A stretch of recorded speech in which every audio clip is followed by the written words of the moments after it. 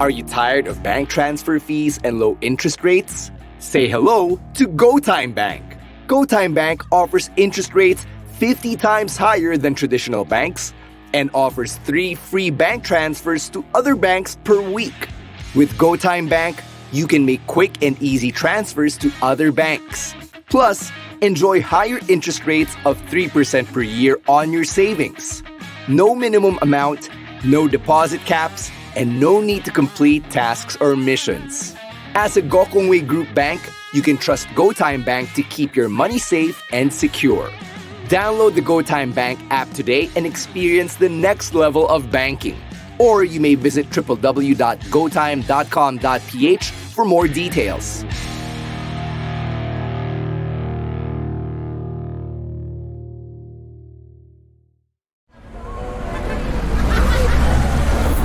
Podcast Network Asia.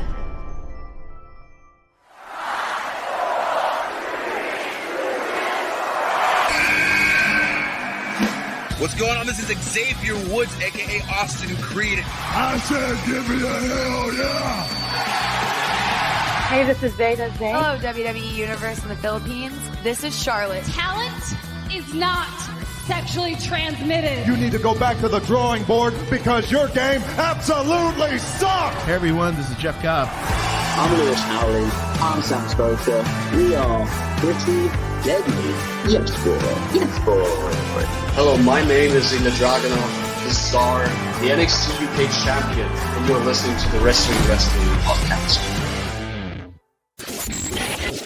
Wala tayong soundboard. You are now listening and viewing the longest-running weekly episodic Filipino wrestling podcast. This is the Wrestling Podcast. Hey, cheers, crowd. Wala tayong soundboard. I'm Romaran. This is Emile ASH right beside me on the stream.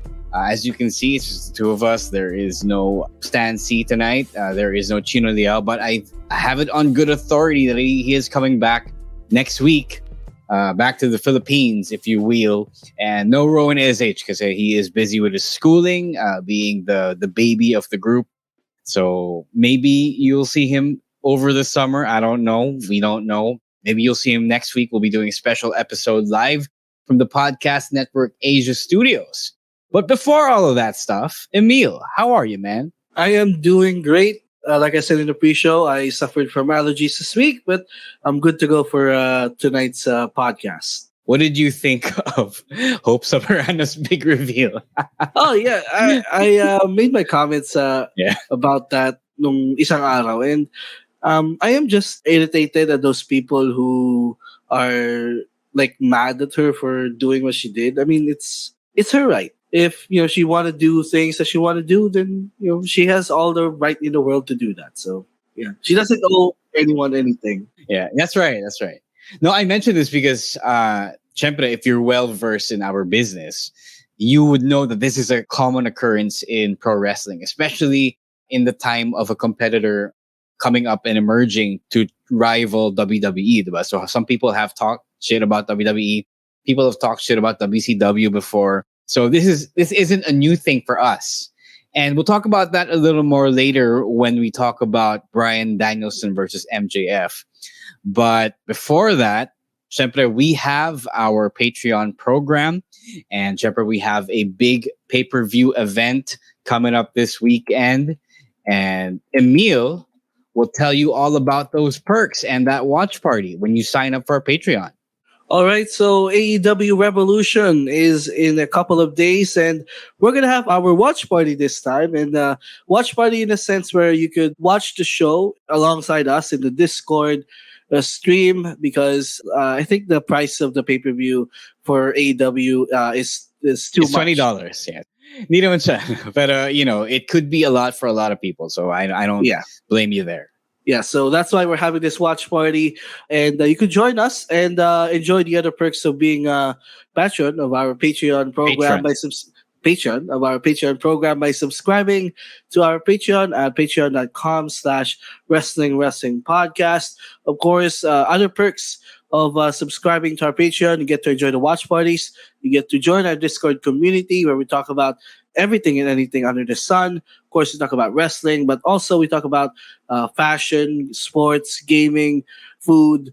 And yesterday we had a healthy discussion about the NBA. So if you want to join us in our Discord community, you are very welcome to do so. And another perk of subscribing to our Patreon is our pasabays, which the next one will come during WrestleMania season. So if you want to get authentic, legit WWE merch, pwede kayo magpasabay through the Wrestling podcast. And lastly, the exclusive content. Nina siya exclusive because I started making them free. Oh, yeah. I wanted more people to read our stuff, our thoughts, especially Rowan. He is working so hard on his SmackDown reviews every week. He does that on top of his schoolwork. Minsan na but he likes doing it anyway. He likes watching SmackDown.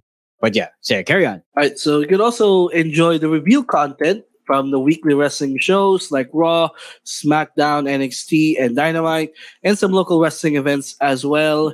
And lastly, by subscribing to our Patreon, you are supporting the podcast and everything that we do here. So again, subscribe to our Patreon at patreon.com/wrestling podcast for as low as $5, or in our local currency, 260 to 270 pesos. Yon. Our friend Martin is cheering you on. Good job. Thank you, man. Thank you. On that note, yung watch parties, yes, we're still doing a Discord watch party for Revolution, but we are cooking other things up in the works. Yes, do that, LeBron. Sorry. Is it not? Harden. Is that James Harden? James Harden, yeah. I'm sorry. My bad. Casual. Na out ako sa casual. But we will be doing more in-person events. Actually, some people have already, di lang kayo, but the venues have asked us to do more events with them, more watch parties. So I think, or I fully believe, that the age of the online Discord watch party may just be coming to an end, barring another pandemic, But yes, for those who have been asking, especially for that big watch party, if you know, stay tuned because we will be giving you some good news that you have been wanting for quite a while. All right. So again, let's carry on and start with the official meat of this episode of this live stream, if you will, the wrestling talk, what you came here for. Let's start with WWE. And it is WrestleMania season, syempre, but we have to get Revolution out of the way. But there have been rumors that the 2-night WrestleMania event will be, I don't know if it's going to be a lot shorter, but it will be shorter. I don't know what that means specifically for both nights. If I remember correctly, last year, they were just at least 3 hours, max 4 hours. It didn't really take long. It was a lot easier to watch, but I believe that my guess for this year, Triple H wants it to be shorter. So my guess is it could be 3 hours max. Some people on the roster are upset because that means hindi sila makakapag wrestle on the card, right? So there is no Andre the Giant Memorial Battle Royal on the pre-show. I don't even know if there's going to be a pre-show match, a pre-show card. But if there isn't, I wouldn't mind. Emile, before I talk about my thoughts, what are your thoughts on this reportedly shorter WrestleMania? I actually love the idea of having shorter manias because that's been our number one complaint with WrestleMania over the past few years. I mean, not after the 2 days, but before that, the manias are just too long because they're trying to fit everyone in.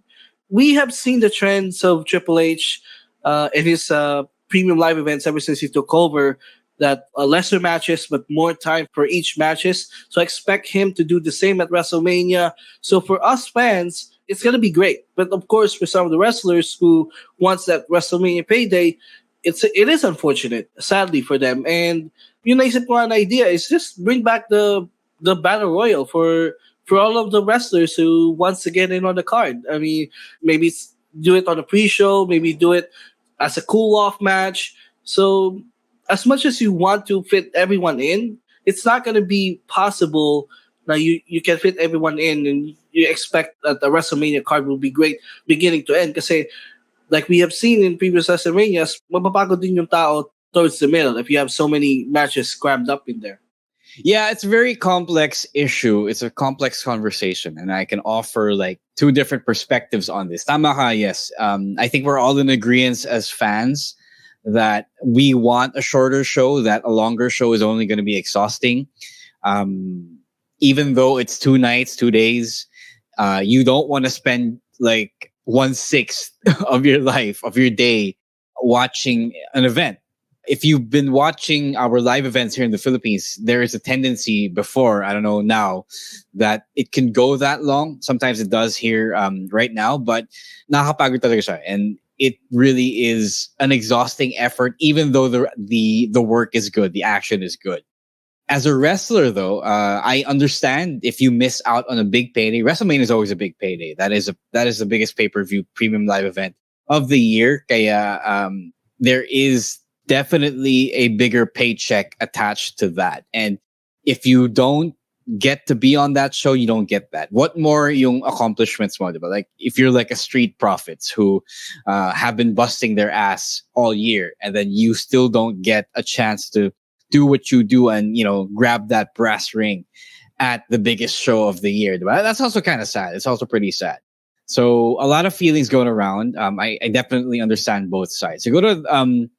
Siguro the best workaround here is that we'll take Bruce's suggestion here in the chat. We'll have a battle royal on the SmackDown before WrestleMania, and then I suggest you pay the people who are working that show as though it were WrestleMania, diba? So isn't that fair? I mean, like the WWE is raking in billions every year, I assume, diba? Could they not spare some more cash for the biggest event of the year? So, I think that's a fair ask naman. I don't think that it's gonna bankrupt you if you give the boys and girls a little something extra. All right. Yeah, I think SmackDown's gonna have the Memorial Battle Royal like they did. Did they do it last year? I know they did it a couple of years ago, but I'm not sure if they did it last year. Okay. Do you have anything else to mention, to talk about with regard to this point? No, I think we have said everything that we want to say. As a fan, it's great, but we also understand it from the wrestlers' point of view, and I hope everyone gets their payday. Kasi deserve naman ng lahat after the year that they had, where the product became better, and you saw some of the wrestlers really grew in front of our eyes. Like, for example, Chad Gable. Like, you saw that guy who was treated as a joke before Triple H took over, and then you see the growth of him in the main roster, and sadly, you won't see him at WrestleMania. So, like also what you said about the Street Profits, I'm sure they put in all the time and effort to be featured more, but then they won't get to be, in the biggest show of the year. So, on the wrestler's point of view, you also understand, but I think the shorter cards, like, they're going to be great for us. Yeah. Just talking about Martin's comments here real quick. Do the people at NXT Stand and Deliver also get a WrestleMania payday? I don't know if it's that much, but I think it's still, a pay-per-view payday, which is still bigger than your TV show and live events payday. So I think may ganun pa rin. What else? Yeah, I think that's it. Our next point from this week's episode of Raw, the main event was a women's tag team championship match, and Becky Lynch and Lita are your new women's tag team champions. What did you think of this, Emile? Nagulat ako when I saw this one. But I guess it legitimized the claims of Dakota Kai being legit injured, and therefore she cannot work WrestleMania. She cannot do much in the ring right now, that they would let Damage Control lose the championships na ganito kalapit to WrestleMania, because usually title changes after the Rumble and Mania, in that time, super rare. But this one, we got this one title change, and Lita, who would have thought? Like, that wasn't in our bingo card at the beginning of the year that we will get Lita winning a championship this late in her career. But it was a great moment, and I think this is this the first time that Becky won the tag team titles? Yes, this made her the latest Triple Crown. So another achievement for Becky Lynch. So I am still not sure what are going to be the plans for them at WrestleMania, but that moment on Raw was great. Seeing also Trish back and Trish and Lita side by side there, and it was a great moment. I still think that they're gonna pull off a 6-woman tag match at WrestleMania. So Becky, Lita, Trish versus Damage Control. Tapos they could be defending the championships against Ronda and Shayna on the second night, maybe. So there could be that. Syempre, we don't know until we get closer to WrestleMania. I thought that was cool. I thought this was a cool moment. At first, when I saw it, I actually watched Raw after the show because I do not have time anymore to catch it live. That's how I prefer to watch the show anyway. I didn't think much of it, and then I saw the match, and it was pretty fun. It was pretty good. Was this anong city tonight this week? I forgot what the city was. I don't know. Actually, I forgot the city was, but the city was good because they cheered for everything. It was a hot match. Trish coming out was received very well, so it added to that atmosphere.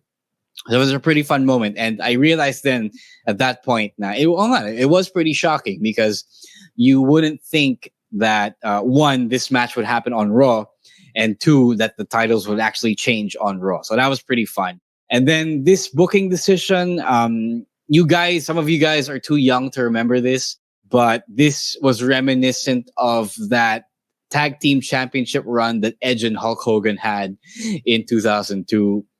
So similar story.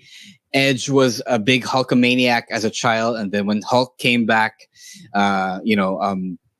with the NWO in the early 2000s, they apparently gave him a chance to team with Hulk, and then they won the tag team championships for a short while. So this is kind of the same. Yeah, sorry. Did they win the tag titles against the Un-Americans? I don't remember who they won it from. I think.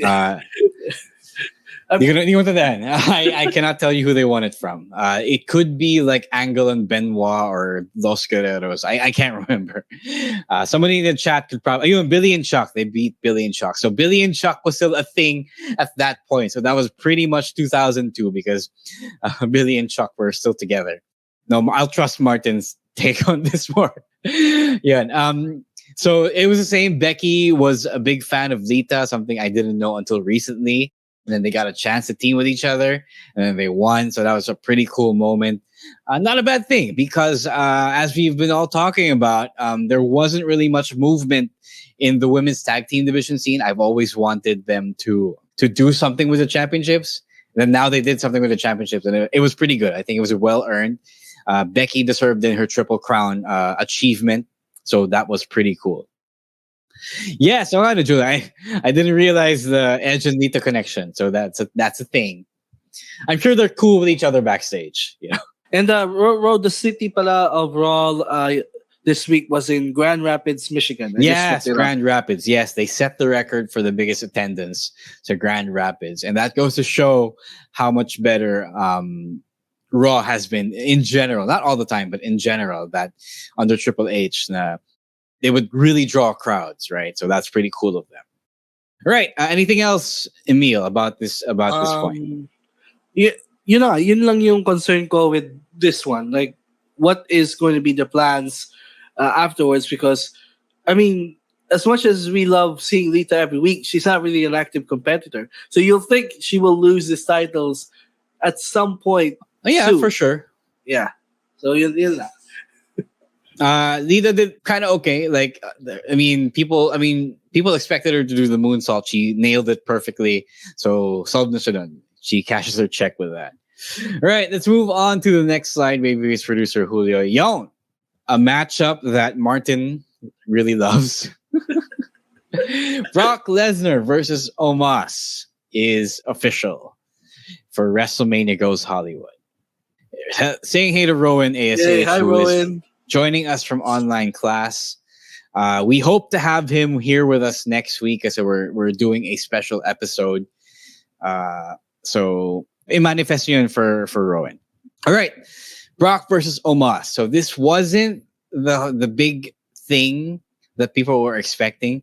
Apparently, they offered him Bray Wyatt, see Brock. So if you can imagine that, they offered that to him, and Brock, rightfully, in my opinion, turned it down. So now we have Brock versus Omos. And another nuance of this is that WrestleVotes on Twitter said or insinuated that someone very high up, very powerful, and very controversial pushed for this match. And it's the kind of match that guy, that old man, would have loved to see and would have put on WrestleMania. So there is, I guess, if that's true, there is some influence being exerted by the old man. So he's not completely dead yet, but nobody really wants him back. And I guess we're, pinagbigyan siya, si Tanda, si Lolo. Okay, so a lot of things to break down here. First of all, would you have bought Brock Lesnar versus Bray Wyatt? No. I mean, the Brock versus Bray match was, I think, 5 years or 6 years too late. Because I remember, if my memory serves correct, they teased this match when Wyatt was still the Wyatt family, Bray Wyatt, in the 2016 Royal Rumble. I remember that moment. And I was so excited at that point of the possibility of that Bray Wyatt versus Brock Lesnar. But 2022 Bray Wyatt against Brock Lesnar, no, I don't want that. I wouldn't be excited for that match. Yeah. I don't know what it says or how Bray would take it. A big star like Brock literally turned him down for a story. I would hope that kind of serves as a kick in the ass for, the bullshit he's been putting us through. And I already feel bad for Bobby Lashley. Like he's stuck in this weird story. It doesn't seem like he knows what to make of it, So, but I mean, good for Brock, not good for Lashley. I think Lashley didn't deserve this. I don't think anyone deserves getting caught up in Bray Wyatt's masturbatory creative expression, if you will. Saka, even though I think some of us doesn't really love the Brock Lashley story, I think that story deserved an ending at WrestleMania. Because they've been building up this match ever since, November? And natapos lang sa Elimination Chamber. So for as a fan of Bobby Lashley, nabitin ako with their rivalry. And I wish they could have had like a stipulated match at WrestleMania with the way the Elimination Chamber match ended. So I am surprised why did they go this route.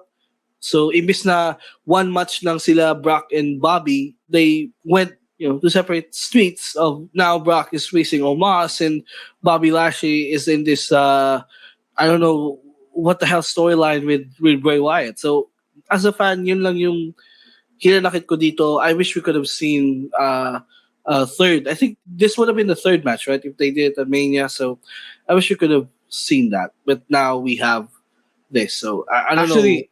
Yeah, actually, that was my next question. What do you think? I mean, for me, because I still think that this is a red herring. Like, no way that we're getting Omos for Brock Lesnar. So I am still kind of not that I care about either guy right now, but I'm still holding out for, a swerve here. Like, it's going to end up being Bobby pala or, the rest of the Hurt Business. Although Bobby's already locked in with Bray. So what do you think? Is this a red herring to begin with? I wish it was. I wish it could be a red herring. Pero wala pa tayo nakikita na nag-reconcile na si MVP and Bobby Lashley for it to be a red herring. So, with the rumors that this was pushed by some old guy that we know, it looks like this is going to be set in stone. And as much as we like it or not, it is what it is. Yeah. Sadly. All right. Before we move on, I guess you have said everything you needed to say. I guess this is like a mid-card match for Brock now. Like, we'll predict it when we get closer to WrestleMania. Pero this is, I guess, this stage in Brock's career now. He's just in the mid card and he's no longer the main featured attraction. So I guess it doesn't hurt me so much that he got Omos. But I guess if you're a Brock fan, this would hurt you as well, you know. So it is what it is. I'm sorry for you guys, and I'm sorry for Bobby Lashley fans. Let's be honest. How long would this match go? Like 3, 5 minutes? Yeah, exactly. But I don't see it going past 6 minutes. So it's gonna be quick and dirty for everyone involved. Yun nga, para mapagbigyan si Lolo. All right, before we move on to our AEW Revolution predictions, let's take a quick break and hear from our fellow podcasts on Podcast Network Asia. All right, we're back. Rom here in chat agrees with their assessment that Bray and Brock should have happened like 7 years ago. So I guess that's right. I don't even remember that anymore. You know, it's been that long. My memory is shot. All right, let's move on to our AEW Revolution predictions. We have a shorter card to predict this year. And before we start, 1 hour of this show will be dedicated to this match, the Iron Man match for the World Championship. So that leaves us with a card of only 8 matches. This is big because the previous cards were like 11, 13, counting the kickoff show. And now, I guess mercifully, Tony Khan has shortened it for us, you know? What do you think of this, Emile? Is this going to be as exhausting? Because even if it is shorter, there is like an entire hour of wrestling at the very end. The thing I always said about AEW pay-per-views, like no matter how short or no matter how long a card is, TK isn't that great of arranging or putting the matches like in order, because usually nangyayari is the first 3 matches will be all like bangers. So pagdating ng 4th and then middle of the card, sobrang pagod na yung crowd. And they would try to pick it up at the end, but the crowd is all exhausted. So yes, a shorter card will be beneficial, but for me it still depends on how Tony Khan would arrange this match from what is going to be the first match and the next one, the next one, the next one until the last one. He should make sure he should put like cool off matches in between, just like the WWE. That's just like how the WWE does it. After a really great match where the crowd is all riled up, you would put in a match where the purpose of that match is kind of a cool off, where the fans can can settle down, breathe again, and para hindi sila mapagod. So for me, a shorter card is great, but it all depends on how TK would arrange it. Yeah. It's going to be a tough sell. But I think naman for this card, because it is just 8 matches, I believe that they did a good job of actually putting on the matches or the stories that everyone wanted to see.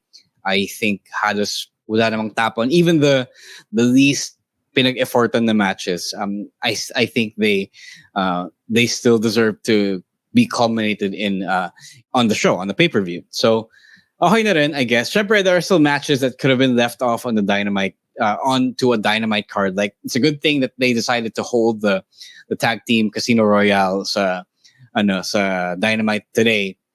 And the ladder match. Yeah, the Face of the Revolution ladder match. Yeah, that's right. That's right. So, I hope that he does that more. AEW was built on the premise of listening to fans, and more and more we have found out that Tony Khan doesn't quite listen to them as much as we would want him to. So I hope that this is like a corner that he has turned. All right, let's move on to the first match. First is the match that was finalized today: Christian versus Jungle Jack Perry, as JR likes to call him. So yun nga, ito pinag-effortan naman nila. They have been telling this story since before All Out. Since Full Gear, I think.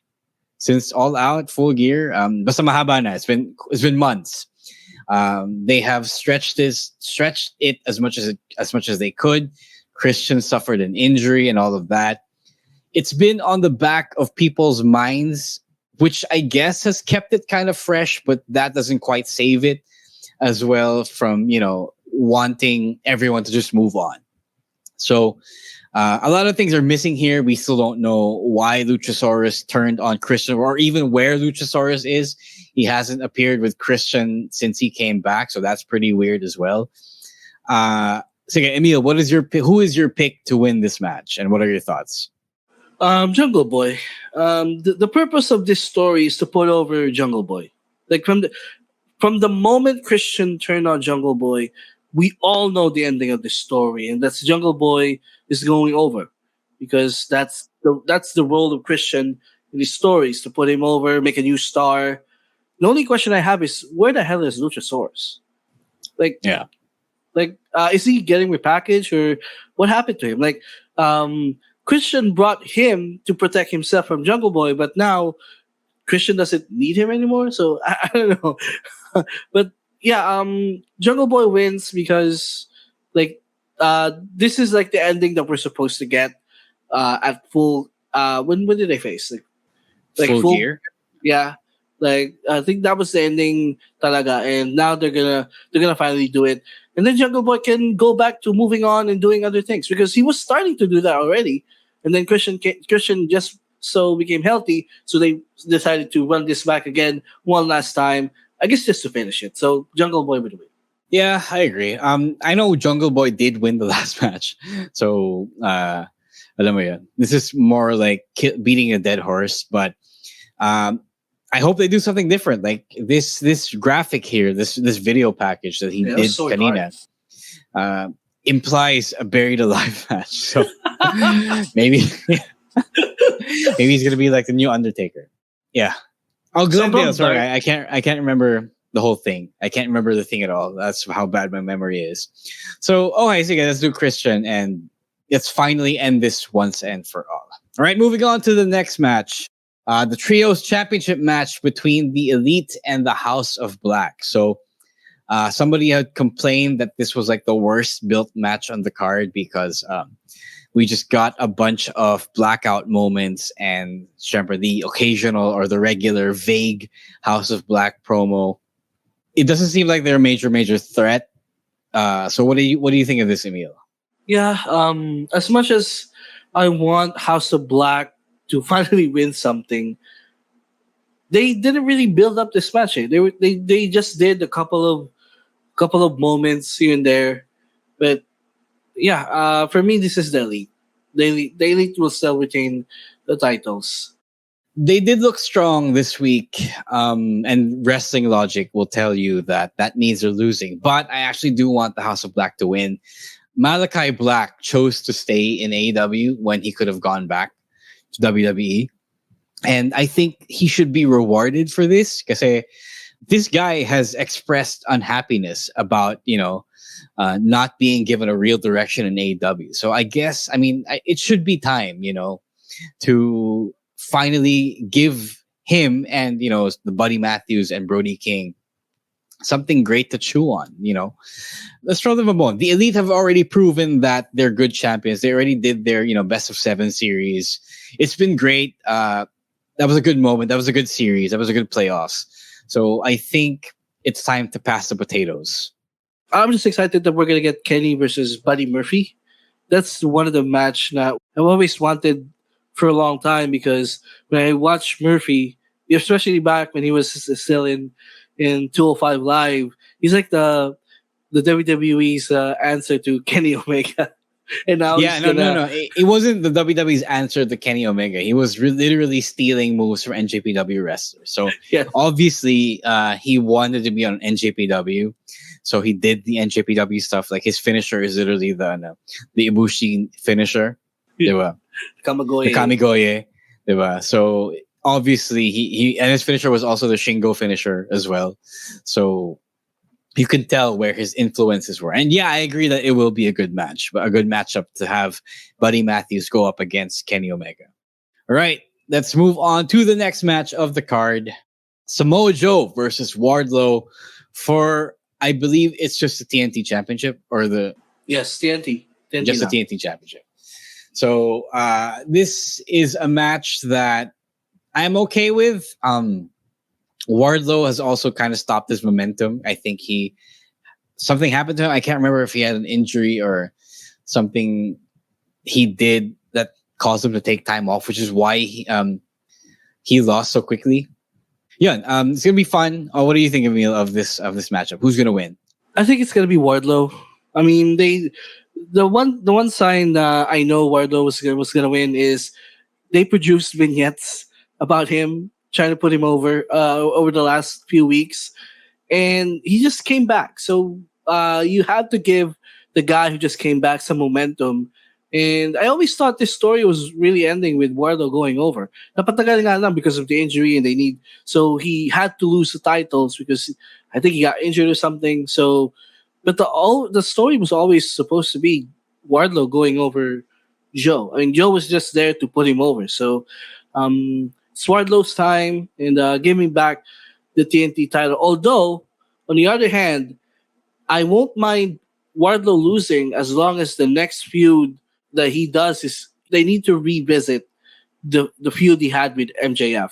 Yeah, I agree. If he's not going to win this one, I want him to go after MJF. So if he wins, okay. If he doesn't, I want him to move on to the next big thing. Yeah, I don't know. I enjoy Joe a lot, especially as champion.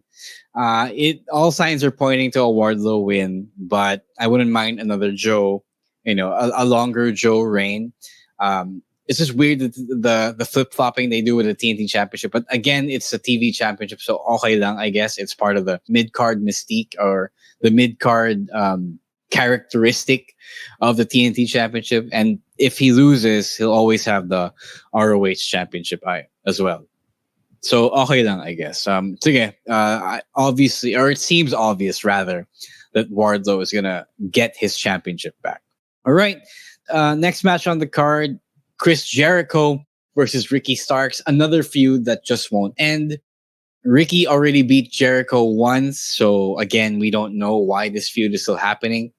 I don't know how you have Jericho win again. I think after all the victories Ricky Starks had over the rest of the JAS, it kind of feels silly if he just loses to Jericho again, unless the JAS makes him lose, and then we're gonna get this feud for another couple of months.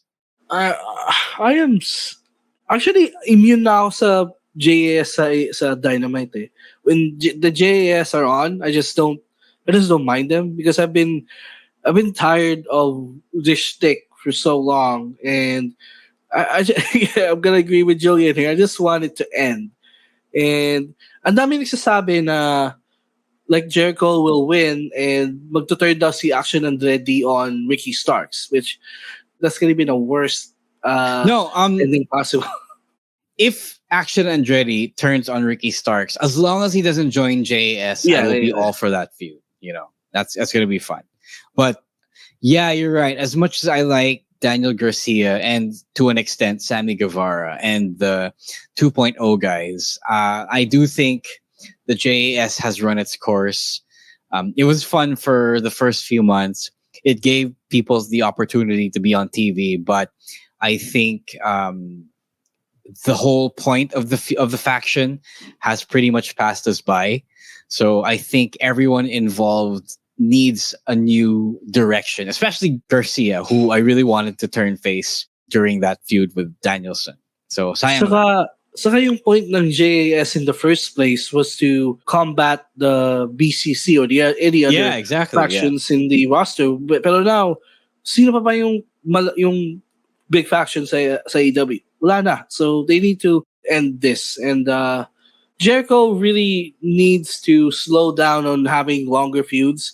Hindi man ibig sabihin na long-term storyline, kailangan long-term feud. So he just needs to go away for a while. I'm tired of Jericho. Yeah, I kind of agree. I mean, Jericho's still good. Like I still enjoy his matches, and he still puts in the work. So that's credit to him. But I do think he needs a breather from the show. I think Dynamite and Rampage, to that extent, have enough star power to get by without him. It's not 2019 anymore. It's not him and Cody Rhodes being the only stars on AEW anymore, diba? So pwede na siyang magpahinga Pahinga ka na, Tito. All right. Anything else you want to talk about? I wanted to address Aaron's comment here in the chat.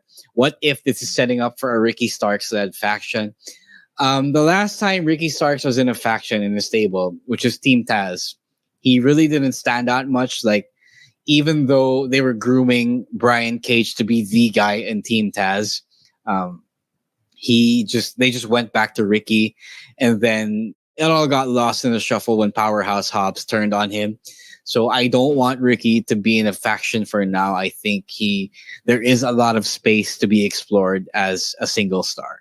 I just want to say, our graphic has everyone is banned from ringside, but they changed it. It's only the JAS are not allowed ringside. So all right, so there is a thing for Action and Ready to come in. So expect an interference, but it's not going to be from the JAS. Yeah. So okay, before we move on with the second half of the card, anything else? That was it, Emile, no? Yeah, that was it. Yeah. All right. Before we move on to the second half of the card, let's take another quick break and hear from our fellow podcasts on Podcast Network Asia. All right, if you made it to this point, you are listening to the audio-only episode, the bonus discussion that we have on the podcast, pretty much things that didn't make the cut off the live stream. So we're trying something different today. Emile ASH and I, have a couple of things to get off our chest. We want to have some hot takes, and we want to explain them a little more. So, Emile, let's start with you. You have a good point that I want to chime in on. Yeah, and so this hot take, actually I've been vocal about this on social media. If you've been following me on Twitter or on Facebook, I've been very vocal about this.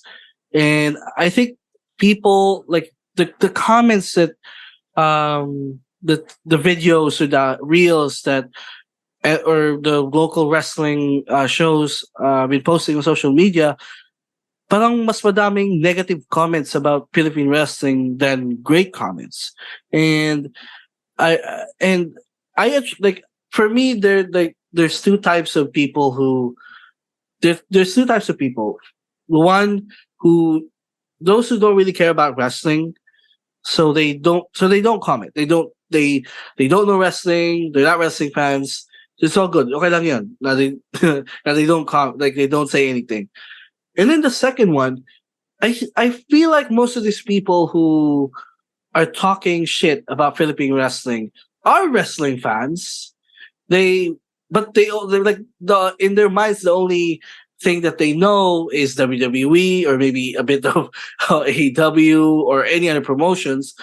But these are wrestling fans, proclaimed wrestling fans, but they also they shit on Philippine wrestling like it's a whole different thing.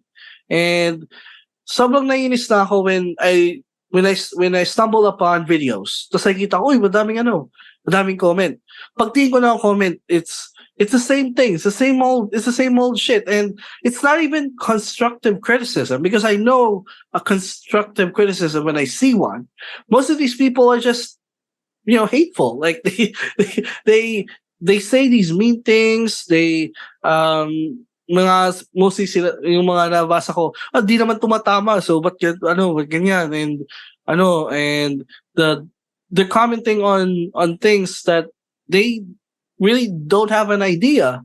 They don't have idea about it. So nakainis lang minsan. And they actually touched upon this on the Eyewitness documentary. If you haven't watched this, it was shown I think a month ago or a few weeks ago. Last month, a month ago, where they just for a bit though they touched on it that Philippine wrestling gets too much flack from the netizens, and yun nga, and yung pinaka nakainis pa dito is most of these people are probably wrestling fans as well, which I don't know, it really irks me. It really annoys me. And kung talagang fan ka ng wrestling, not that you'll support all wrestling, but at least you have a perspective about everything. Now, Philippine wrestling is even though we have promotions going all the way back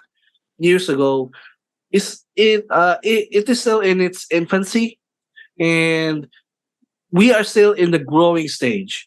So ina-expect kasi ng iba, WWE levels of like of pro wrestling. Like no, it takes years, you know. And so kung ngayon pa lang, inaano nyo na, like how would the industry grow into what your expectations kung ano yung expectations ng mga tao about wrestling. So yun lang. Medyo nawawala ako sa thought ko kanina. No, go ahead. That's fine. I still follow you. You're making sense. That's my feelings about it. And seriously lagi ako sinasabi, for those people who, again, I guess most of these are wrestling fans. For those people who talk shit about how our wrestlers wrestle or the way our wrestling is, I always tweet that I would dare them to just take one back bump, just one, and see if kung ano mararamdaman nila or how they feel about it. And may mga tao din naman who of course you have your usual wrestling is fake, but I don't really care about those because that hasn't been debunked long time ago. I'm just talking about those people who are self-proclaimed wrestling fans who shit on our product. Like I know it's not perfect, but it's different from the constructive criticism that is valid. So yeah. Okay, that's a lot of feelings. As a guy who has been in the industry for 9 years, almost 9 years so far. I've seen all of these. I've seen all of these comments. I have been the butt of the joke of some of these comments. I post my own shit. I post my own highlights and get some of these comments as well. I largely agree with you. Yes, you're right. Definitely right. Nothing you said was wrong, except for the fact that you thought that everyone who was bashing are wrestling fans. So I'm actually going to correct you there and say that a lot of these people who take a shit on Philippine wrestling because it's imperfect, because we're inexperienced, because it doesn't look as good as Major League Wrestling around the world, not even Western, just Major League. Because you can still run a shitty small promotion in the US or in the UK. So these guys don't understand our fandom. It's not just what we do, but the fandom as well. So a lot of these guys na napapadaan sa mga posts, sa mga video, they don't know it. They're just from the outside looking in. They're not fans at all. I'm not even going to say they're real fans. I'm just going to say that they're not fans at all, because they see wrestling as something to laugh at in the first place, whether it's us or whether it's WWE, the highest form of the art in the world, WWE, diba? And if you're already of the mindset that wrestling is silly because it's fake, then you're never going to get won over by any of this, unless maybe you go to a live event and have a really good time, which has happened a lot, not just here, but everywhere. So, that's the wrong thing you mentioned. They're not fans. Okay. All right. Apologies for that. And if they do know of wrestling, they only know it from a really, really casual standpoint, from a really, really casual place. Like, you are a fan who has heard of WWE. You have heard of their big stars, Stone Cold Steve Austin, The Rock, Triple H, Undertaker, John Cena. You've heard of those guys, but your interest ends there or never was there to begin with. That's exactly yun yung point ko. Yeah. No, but they're not fans. They're just people. Okay. They're just people who have heard of WWE. All right, got it. Who barely know wrestling. They have put wrestling in the periphery, if you will. So when you are dealing with those people, you're never gonna get anywhere with them, because they're always gonna think, they're always gonna have the idea of WWE and the body types that the WWE of the mid 2000s, if you will, the early 2000s, the 90s, have made popular. The muscle guys, the body guys, the bodybuilders, all of those athletic looking guys. And they don't understand. They don't understand that it takes a whole lot of dedication to get to that point, physique wise, even, and conditioning wise, and athleticism wise. They don't understand that the professional wrestler means someone who is fully dedicated to it as a way of life, which is just not possible at this time here in the Philippines. So they don't get that. Sorry. And you know, yung sa dedication, like most of the wrestlers, like most of the guys that you have interviewed in the past, like almost all of them have day jobs. Yeah, exactly. Right? And they only train on the weekends. Yeah. So you gotta understand. People have to understand it as well when talking about the wrestling. You know. Yeah, the WWE and AEW guys that we have interviewed before are the only ones without day jobs. I mean, yung day job nila is the actual wrestling. The real fans, not even by real fan, I don't just mean person who watches anything else in addition to WWE, but even someone who pays close attention to WWE knows that it's just a more complex situation than that. You don't have to be a bodybuilder. You don't have to be a really ripped looking athlete. Like, you have guys like Kevin Owens and Sami Zayn and Otis and those guys who don't fit that mold. And if you are worth your salt as a fan, you would know all these things, and you would accept that not everyone is going to be full-time athlete levels of aesthetics. So those are the fans we should be playing to. Actually, I actually don't agree with the entire idea of trying to go mainstream, not mainstream wrestling fans, but mainstream local culture, because it's just not going to happen. Filipinos are some of the stupidest and most toxic people in the world. They're fucking stupid. They're fucking toxic.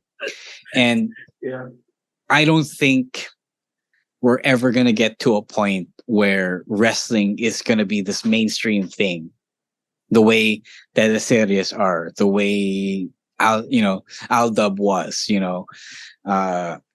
not because we're never going to be good enough, but because we're never going to be good enough for those people, the people we're supposed to make money off of, diba? So, sayang na. I feel like it's a futile endeavor. Yep. Yeah, so sorry about saying like no, that was fine. No, it's that was fine. actually the no, it's no problem, because I have been observing this for almost a decade now, because I'm in the thick of it. Yeah. So I can tell you which fans are actually worth satisfying when it comes to our work, diba? So, and it's definitely not the people who don't know anything about us and what we do. So, sayang na. Is it sad that we go viral for the wrong reasons? Yeah. But, I guess the silver lining of that is if it helps the people who don't know there is a wrestling scene here in the Philippines, who are hardcore fans, who want to consume or to be proud of something that's our own, then it'll be good. I mean, it's a good thing. It's a good trade for all the bad comments that we get. It sucks, but I just wish we'd stop trying to win over those who cannot be won over. All right, that's actually a good point. And another thing. Actually, this is more of a pet peeve. Like talking about people who are shitting on people who are wrestling fans. This is actually a pet peeve of mine, because when I was in school, I'd always watch wrestling sa library. Like that's my place. Yeah. And, I would always like some of these people are even my friends, but they're my friends, so they're cool. But there are other people who would always they would see me watching wrestling, and the first thing they would say is that it's fake. It's just fake, right? Yeah. Like I'm annoyed with that every time, because I'm watching wrestling, so I know that it's not fake, it's scripted. And I'm enjoying it the same way that people are enjoying their movies, enjoying their teleseries, enjoying their series. To each their own. And I would just like that to break the stigma, I guess, of people ridiculing people who are wrestling fans or watching wrestling. That you can enjoy what you want, and wrestling just one of those. So yeah, kasi it's a weird thing that people who aren't wrestling fans, they think that a sport must be real for it to be enjoyable. When they don't realize, a lot of them don't realize that when a sport becomes, or when a game becomes entertaining, it's because that's how you want the game to go. But real life doesn't always go that way. Diba? Exactly. Oftentimes it's going to be like a blowout or a first round knockout. I mean, we saw it's a Manny Pacquiao Ricky Hatton fight. It was over in two rounds, diba? And nobody wanted that because everybody wanted the highly scripted fights that you would see in a Rocky movie, and they don't realize that because again, they're not just Filipinos this time, but non-wrestling fans are also pretty stupid about wrestling. Yeah, and whenever there would be like a close fight or a close game, like these past recent Super Bowl, people would always reference pro wrestling, like, oh, this is like pro wrestling, like. Yeah, exactly. Exactly. And they don't know it, but they would much prefer something that feels scripted and maybe is scripted, diba? Kasi there's the drama exists that way. There's more drama that way, So there my feelings I've been harboring for years, and now have this outlet. Thank you. You are the kind of fan that we need. You and Rowan. So we thank you for understanding what it's like to be a wrestler. Yes. I wish more people were like you, but sadly they are not. All right, my hot take, naman, I would hope it's shorter. Okay, so I saw this news quote unquote article kanina before we went live. People are assuming that Triple H hates Elias because Elias has been doing nothing but lose to other guys in the mid card. And some people have also thought that Triple H never liked Elias at all, ever since the NXT days. Yeah. And to me, I had also never liked Elias, I thought Elias stood out in a bad way from all the indie wrestlers that Triple H had signed in the mid 2010s, NXT. So you had guys like Shinsuke Nakamura, Finn Balor, Kevin Owens, Sami Zayn, and then there's Elias Samson, who is pretty much a product of the old regime when it comes to their hiring practices of wrestlers from the scene. Diba? So this is a body guy. It seems like he was a body guy first and a wrestler second. He didn't quite have that same kind of wrestling and work that the other guys in NXT had. So I always thought he was out of place and I didn't care for him much. And then he got signed. He got signed to the main roster, but he got called up by that rather. And he didn't do much. He didn't really do it for me. I didn't like the whole singing gimmick, the whole drifter musician gimmick, which became just downright musician. I didn't even think they did the drifter thing right. He was supposed to be like this tambay, this homeless tambay. Diba dapat drifter taong grasa? Yes. Oh. So it wasn't that. This guy knew how to wrestle like a pro wrestler and not, like a bare knuckle fighter, which they also failed to do with Wade Barrett back in the day. So, yeah, if it feels like Triple H doesn't like Elias, there is a reason for it. But, it's not always the good wrestlers that get over with the fans, especially WWE fans. They like their characters, and if the wrestler plays the character well, then they end up liking him. But it's one of those things that it doesn't always compute. Like I've seen so many of this. I've experienced this firsthand where the wrestler isn't all that, but he's still really over with the crowd because there may nahanap the connection. Kumbaga, it's just sad kasi it's sad for me, I guess, because I don't get it with them, but others do. And I guess there are some people I like and others don't like. So yun lang. I wish that they wouldn't have high expectations for Elias, because he's never going to be that guy. Like, the best chance that he got was as Ezekiel. That's why I like the Ezekiel character so much, because one, it was absurd, and second, it felt a lot more like a wrestler, and he proved that he could wrestle like a pro wrestler there. So, do you have any feelings about Triple H and his relationship with Elias?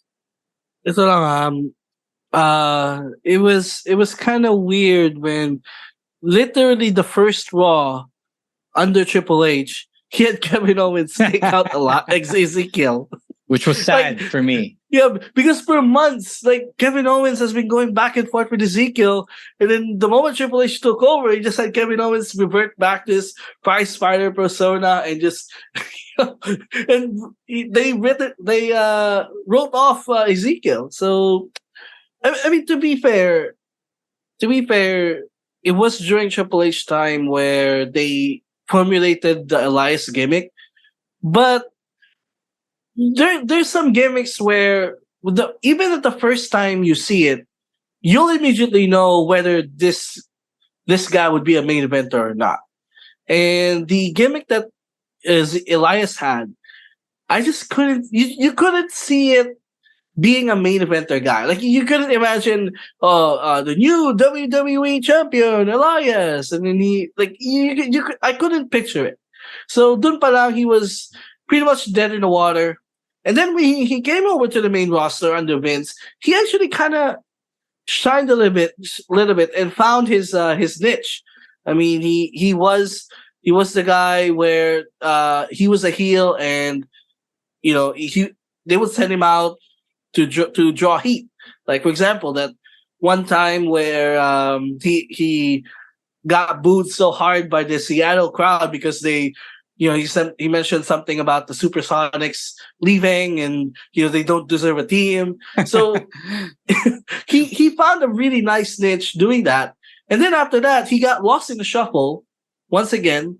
And then they formulated this Ezekiel gimmick, which was, I love the Ezekiel gimmick. And then Triple H took over, then nawala na yung bigla. That's how I maybe know that maybe Triple H don't like Elias, because they had something there with Ezekiel. And then the moment he took over and became the head of creative, they phased him out just like that. So yun lang. Like, we all know Elias will, at the onset of the character, will never be a main eventer.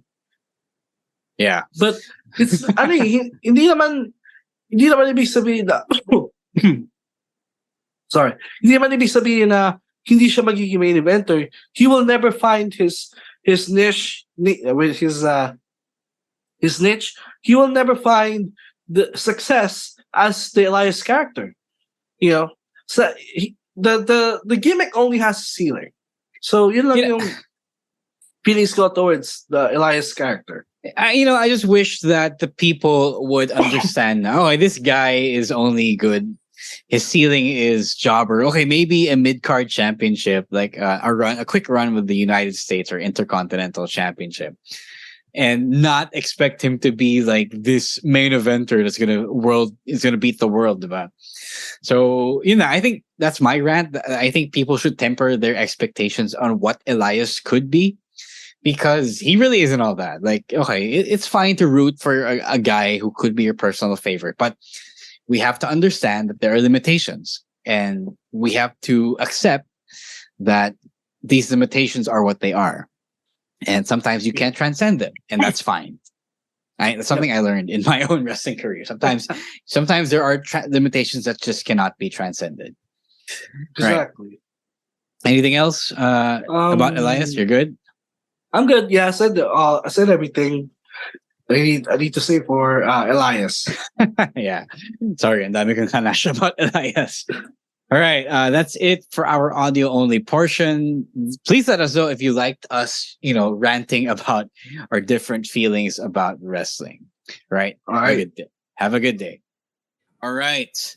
let's move on. We have 4 matches left on the card. Isn't it so fun when this AEW pay-per-view only has 8 matches? But the last half is no slouch, or are no slouches rather. Let's move on with the next title match on the card. The 4-way tag team championship match, which was decided, which was finalized just earlier today.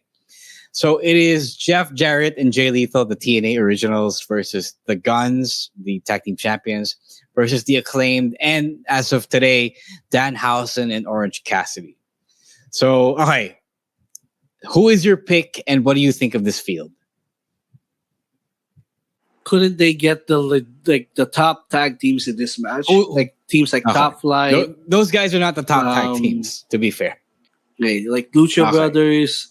So, I mean, like for a division that prides itself as the deepest tag team pool in all of wrestling, all we have for the tag team championship match at Revolution is Danhausen and Orange Cassidy and the Guns and Jeff Jarrett and Jay Lethal. Prediction time. Anyone but the Guns, the Ass Boys. Because I don't really care about them. For me, they are transitional title holders. And when this match was announced, I was expecting maybe FTR, maybe someone else to come in to get the belt away from the Guns. But I don't know from this field. Sino ba? You know what? Give Lethal and Jarrett a bone here.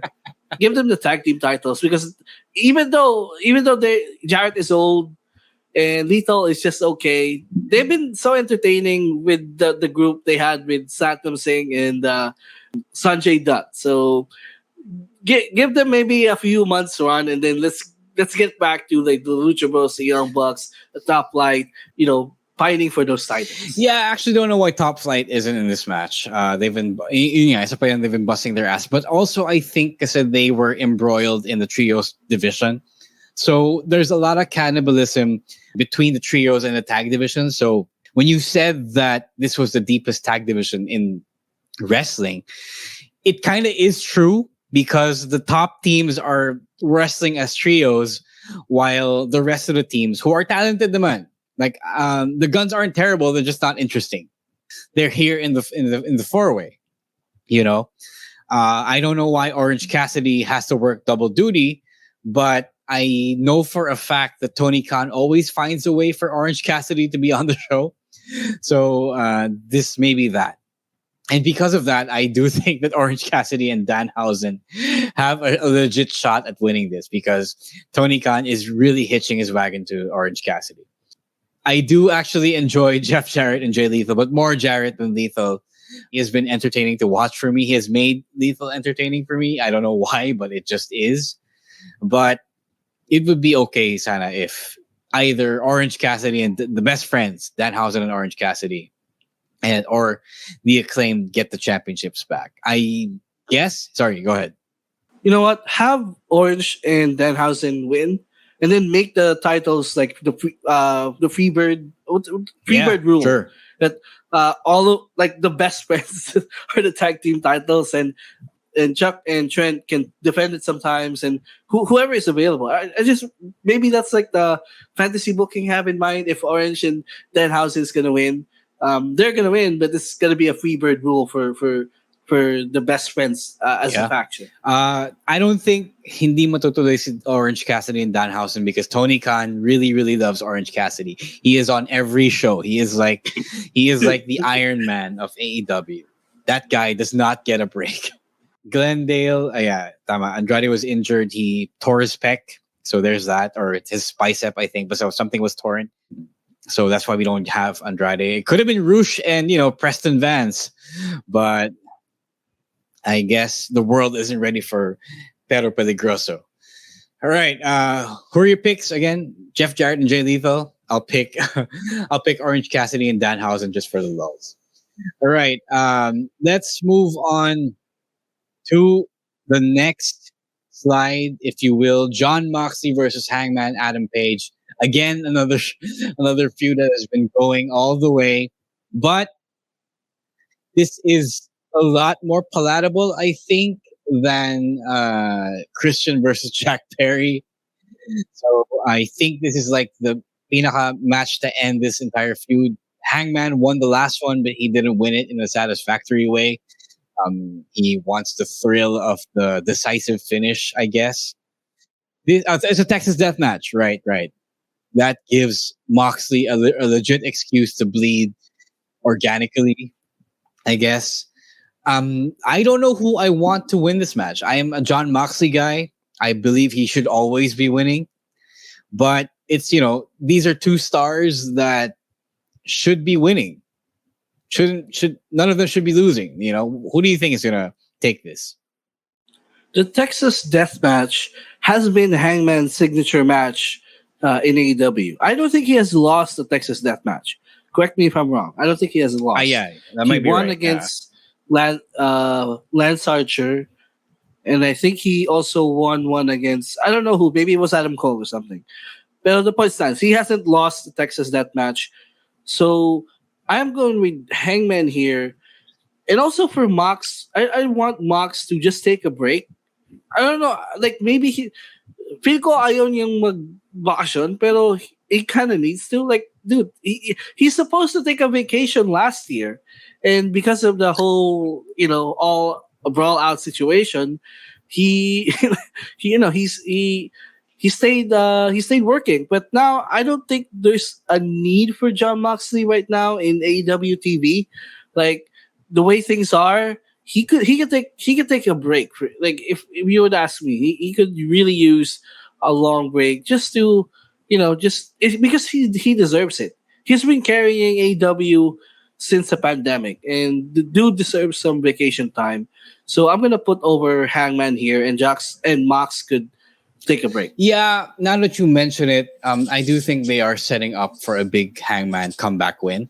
Like he had a shitty 2022.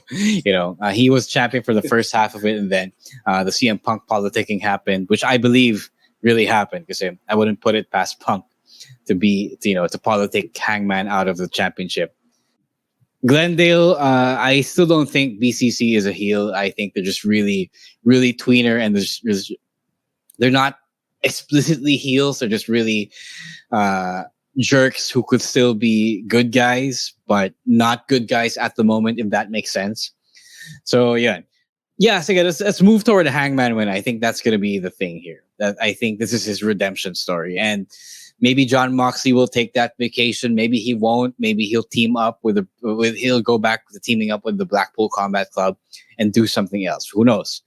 I do know that Hangman does kind of deserve to get back in AEW's good graces. Right. Second to the last match. Next slide, please. Babyface producer Julio. The 3-way for the AEW Women's Championship. This is the only women's match on the card because we are cutting for time, because we absolutely must have Christian versus Jungle Boy on the show. But okay na rin, kasi they haven't been really putting an effort into Jade Cargill's story. So I guess instead of forcing a really shallow Jade Cargill story for the TBS Championship, they just do this and load the card with Saraya, Jamie, and Ruby. So I'm going to come out with it. I think Jamie is retaining. I don't think Saraya is really in here to win the championship. I could be wrong, though. It could be Ruby Soho eating the pin for Saraya, but I think they have struck gold with Jamie Hayter. What do you think? Yeah, Jamie Hayter by far has been the best women's champion they ever had. So I'm all in with the Jamie Hayter win here. I wish it could have been just Toni Storm instead of Saraya, but I guess there's a story here to tell. I don't know what story it is as of this moment, but again, I think there's going to be some progression that's going to happen here. But as far as the match is concerned, Jamie Hayter for the win. Yeah, but I think there is also a good chance that Saraya wins this, because it is Saraya. She is still a big star, even though the people have turned on her. Who knows? I do want Jamie Hayter to win. All right, so again, last match on the card, the matchup that people have been waiting for this entire time: MJF versus Bryan Danielson. for the AEW World Championship in a 60-minute Iron Man match. So a lot to unpack here. First, I want to talk about the segment that happened earlier today to close this episode of AEW Dynamite. That was really, really good. For once, we didn't get the usual Maxwell bullshit. We just had Dragon out there just staking his claim and saying the word fuck. Mami, nagbad word siya. So I wasn't expecting that. It was like, for those of you who watch Breaking Bad, they're allowed to use fuck once per season. So this felt like their single use of the word for this year. So that was pretty cool. That was the Brian promo that we all needed. He kind of saved this because Brian had been carrying this entire feud. Anything that involves him in this entire storyline was the best thing, and anything that involved MJF was kind of a miss, to be honest with you. You know, and although this is me being worked, I do believe that Brian was telling the truth when he said that that's the reason why iniwan siya ng ex-fiancé niya, diba? Because either MJF really is a dick in real life, or he's so committed to playing the character that it's all he does and it's how he behaves and that's how he acts outside of wrestling, you know? So, yeah. What do you think? Are we getting the feel bad moment after Brian's entire journey to get here, after completing his 5 labors, his 7 labors at that? To earn that championship match? Is it all gonna come to MJF just coming away and retaining the championship? Siguro yes, pero yun eh. I want Brian to win. I want Brian to. At the beginning of this feud, I always thought this is just gonna be Brian's putting him over. First legit long-term feud as a champion. So I felt like Brian was just there to put him over. And then the feud happened. And throughout the feud, slowly, week by week, I was changing my opinion and say, maybe I want Brian to win this championship because MJF is doing nothing for me. This reign has felt flat. It's really felt flat because walang character development as a champion. He's just the same guy as before. This is why I really wish we could have seen the anti-hero / face MJF that they teased before Full Gear, because at least there's a new layer of the MJF character that we could have seen while he's having his first championship reign. But now, because we have seen this guy do his shtick for the last 3 years, even though this is only his first title reign, feeling ko na umay na ako. It feels like this title reign has gone longer than it actually is. So, as much as my wrestling logic, because this is his first title, legit. I mean, it wasn't his first title defense, but this is his first feud. Wrestling logic says he's gonna win, but in my feelings, in my hearts of heart, I don't want to see this reign go any longer because the reign does nothing for me. So, wrestling mind, MJF, but my feelings as a AEW fan, I want Brian to win because again, Brian is one of the best in the world. He deserves a championship at least before he retires. Yeah, I agree with you there. I never wanted to say it because he was doing so much good work last year, but MJF has become lazy. Like it's okay to rely on your strengths, but he just, when presented the opportunity to do better, he just wanted to default to the thing that he was really good at, which was being the heel. So normally that will be okay, but also they started telling this nice story of that teased him to be something more, to have some actual character development, and he turned that down. Either Tony Khan turned that down for him because he liked MJF, but I do believe that MJF just really wanted to be the asshole and labag sa kalooban niya to try and play the babyface. Like it seems like he couldn't do it genuinely, and he doesn't want to try doing it genuinely because maybe he's just really an asshole in real life, you know? Maybe that's why his ex left him. Sayang lang, because I don't want to call him bad. He's not bad. He's good at what he does, but he's just really, really lazy. And ito pala yung sinasabi nila na nakakainis ka when you don't step out of your comfort zone. You know, he could have been so good. And even Ric Flair had to be a good guy sometime, you know? He wasn't always his nature boy gimmick. So sayang lang, if MJF really wants to count himself as a legit elite top guy in the business, not just in AEW, but in the business, he really should be learning how to, and willing to learn how to adjust and show a new side of him. I guess that was the whole thing. This kind of also extends to Daniel Garcia, but I think that was a choice that they made for him and not him making it for himself. You know, sayang lang.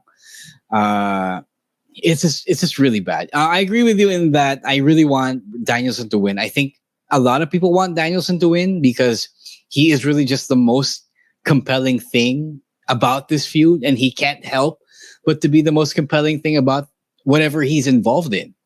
So I think this would be the equivalent of Sammy losing at Elimination Chamber if MJF ended up winning. Like, I hope that Tony Khan saw that yung nangyari sa Elimination Chamber and kind of learned from it.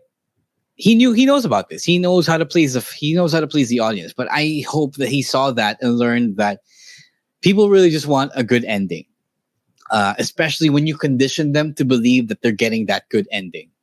So I hope that he pulls the trigger on this. I hope that he realizes that there needs to be a reset here. So let's hope that we're getting something that we did not predict when we made these predictions.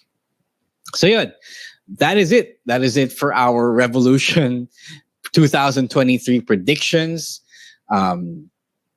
It didn't go as long as we normally do when it comes to predicting AEW shows. So that's good. Right. We don't do picks of the week anymore here on the stream as we've been doing for the past month. If you have not heard our picks of the week for this week, I highly suggest that you go and do it because we really had fun doing these episodes. You know, we get a lot more time to break down the segments and matches and content that we liked from the past week. And for this week, Shepard, we're going to do that on Tuesday. You'll hear it on Tuesday. And we encourage you to leave your own picks of the week when we post it on our Facebook.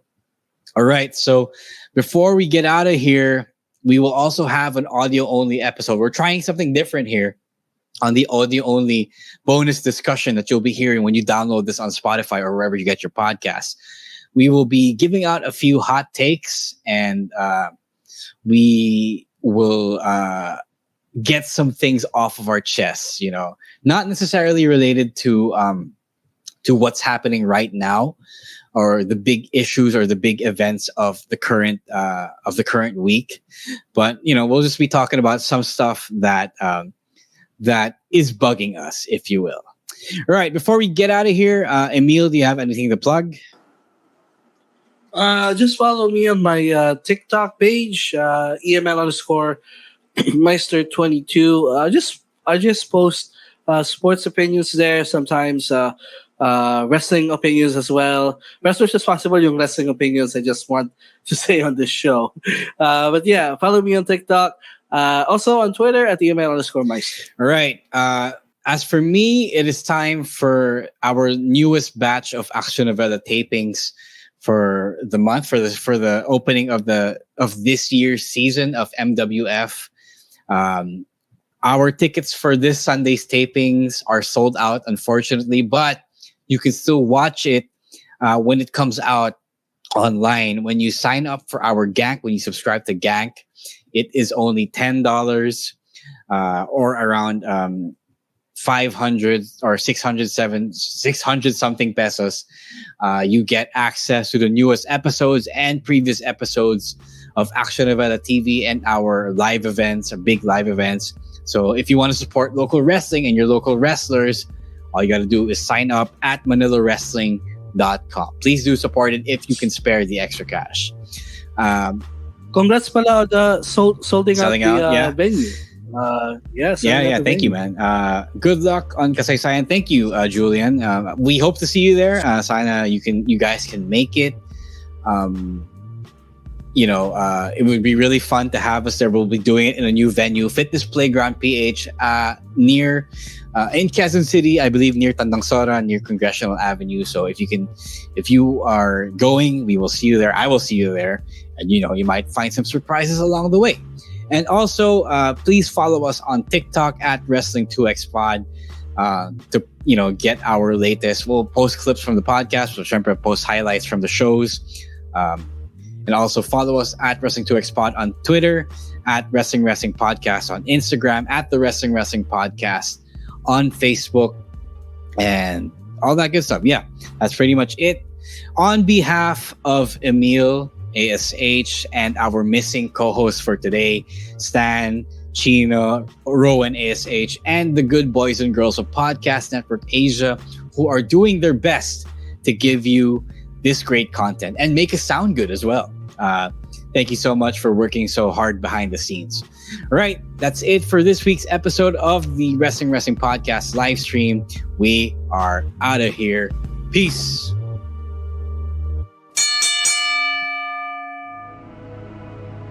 The views and opinions expressed by the podcast creators, hosts, and guests do not necessarily reflect the official policy and position of Podcast Network Asia, the hosts of the program, or other programs of the network.